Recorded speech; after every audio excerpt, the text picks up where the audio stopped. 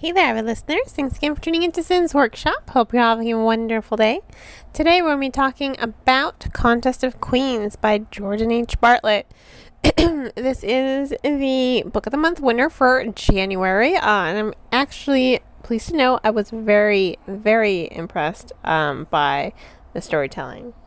Any background noises you hear will be my daughter. In the background, I'm just tickling her toes right now because she's just adorable. And I've noticed she seems to enjoy just watching me record. It's quite adorable. She just stares at me so intently. In any case, this... well, let me start here. I did have a chance to interview the author. Very nice person, by the way. Super fun interview. I wish I was more experienced with podcasting, so that I could have done a podcast review, so that I can have like an actual dialogue versus just saying I'm gonna email them some questions and like a back and forth kind of dialogue. But when I interviewed her, she did mention that this story at first began sort of as a retelling of Jack and the Beanstalk. And I saw it. I definitely saw that aspect in a storytelling. There's the queendom, first of all. And you have the upper realm, which is high up on the cliffside, up in the mountains above the clouds, right? And then you have, the lower realm, which is, below the clouds, basically. You have our main protagonist. We have two main protagonists. You've got Connor, also known as Prince Cornelius, and you have Jacqueline, also known as Jax. And these two form a friendship through letters. So he sends down a boat with a message and down the cliffside waterfall, and she sends up a hot air balloon with a message. I really liked their correspondences. I think they got to know a lot about each other and each other's world. That's how detached these two realms are. It's part of one kingdom, queendom, sorry. It's part of one queendom, sure, but the upper realm is so detached from the lower realm. You're really seeing a distinction in class and status here. You have the have and the have-nots.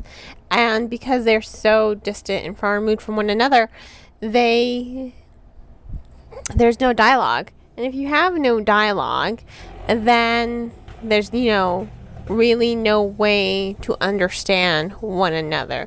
So the lower realm thinks of the upperites, as they call them, as snobs. And, the upperites think of the Lowerians, as, criminals and, the drudges of society. Both are wrong in their assumptions. Yes, the upper realm can be a little bit snobbish, but you're going to have snobs everywhere you go, honestly. You are always going to have people who think that they are better than others because they have the status and the money. Even here, you have the dames who think they're much better than the knights, who are also women, or anyone else below them. They're like, well, we're dames, so we're above all of you. So you're definitely seeing this discussion of class structure and society, and how it really does impact society. It's not unifying the kingdom at all. It's not unifying the kingdom at all, is it, sweetheart? No, it's not. In fact, it's just creating an even bigger wedge between the queendom, sorry. It's actually really important that I call it a queendom because it's important to the story. the queen, the book is called Contest of Queens, and the queen herself, on a visit to the lower realm, Jack's village of all places, she is assassinated, unfortunately. So now we have the Contest of Queens, which is the contest to choose the next queen. And you're really seeing a lot of Orwellian themes here. The kingdom itself, queendom, sorry, it's a very feminist approach to storytelling. The council, the Queen's Council, are all women. Knights, they're all women. Women hold a lot of power in the storytelling. You don't really see that early on. Early on, it is about world building, but you think, well, maybe it's just the queen who has all the power. Yes, it's a queendom, but even in other fiction stories, you have the queen. You still have a council, which is mixed gender, sometimes men, knights, men. Here, it's very, very Bartlett really focused on women and empowerment on that. It was a really interesting take for the gender role reversal, and that's what I thought was really, really interesting for the story's development, because again, you're not really seeing it a lot in the beginning. It's not until the Contest of Queens starts and stuff that you're seeing, wow, you're learning more and more about how the structure of the society really works, how the women are very much respected in their communities. Whereas, the men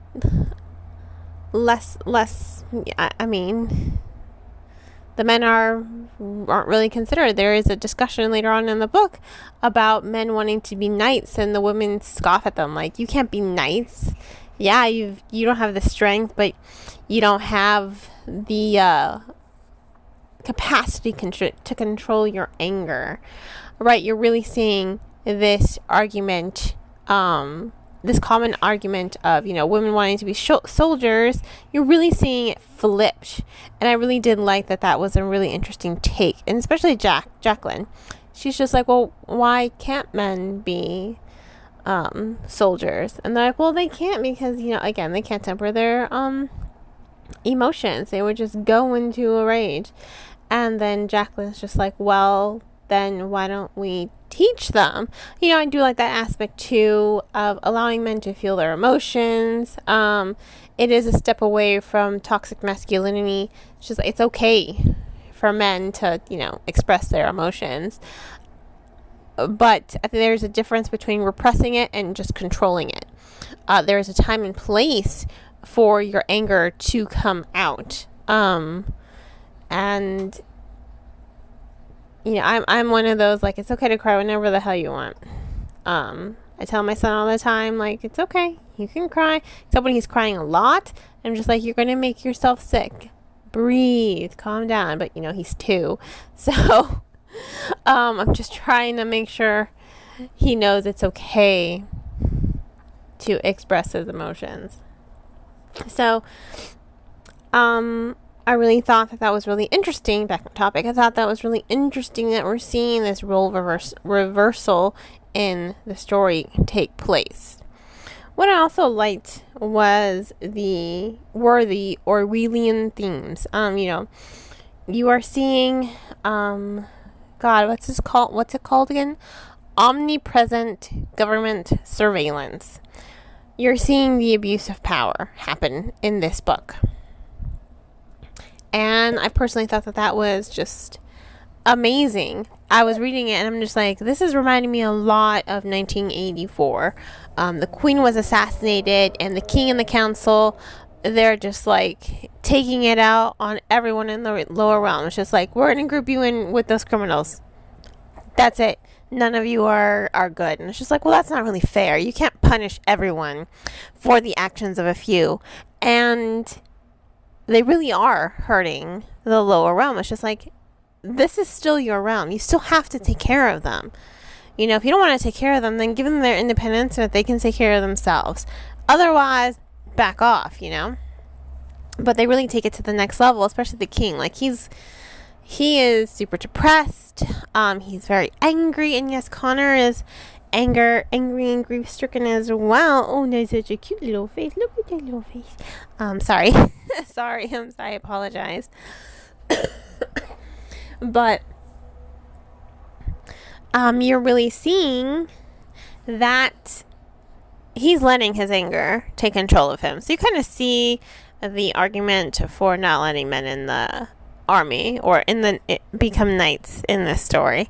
But then you see Connor. He tempers himself. He doesn't restrain himself. He just learns to master his emotions and express them in a way that is not going to hurt other people, but also allow him a chance to heal himself.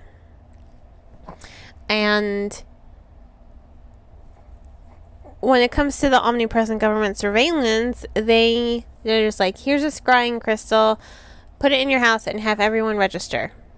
It's basically like a camera so that they can listen to anything you say at all times and peek in on you whenever you want. And Jacqueline's just like, that's such an invasion of privacy. And so like, yes, it is 100%. There's no disagreement there. It is 100% an invasion of privacy. So she is just like, okay, I'm going to put a stop to this. And she sneaks up to the upper realm using a hot air balloon so that she can enter into the contest herself. And I love that little flip at the end. We have a monarchy, definitely, but Connor kind of wants to institute a somewhat democracy. It's like, yes, we have the contest that chooses our new queen, but I'm going to have the people kind of vote too, kind of thing. It's really great. I'm sorry, that was a spoiler. It was just a really great moment for the storytelling, and I can't not brag about it. I'm so sorry. That was a spoiler. I should have said spoiler alert first. I apologize. But it was a really great story. I'm so looking forward to the second book. I'm so glad that the author, Bartlett, she already told me in the interview, if you read it on my website, that she did sign a contract with Comcat Books to produce a sequel. And I'm like, yes. Oh, yeah, I'm here for it. I can't wait to see, especially, okay, there are a lot of plot twists near the end that were just jaw-dropping, and I'm like, what? So, I was very excited about that. So, yeah, I'm gonna give Contest of Queens 4 out of 5 stars. It does have a bit of a slow start. I will say this. In those first few opening chapters, they are slow to start. There is a lot of world building, but at least you're getting to know the voice of the characters, and you're getting to know their perspective of the world that they live in, which is something that I think is a good takeaway from the overall storytelling. So, yeah. Really good book. Highly recommend it. Please remember to purchase the book from your local bookseller or online book retailer versus purchasing it on Amazon. I will include 2 links in the description to help you out with that. Please do not forget to like and subscribe to this podcast. You can also become a supporter on Anchor FM, my recording platform, or by making a one-time donation to my Buy Me a Coffee or my PayPal. On that note, I hope you all have a great and wonderful rest of your day. And as always, happy reading.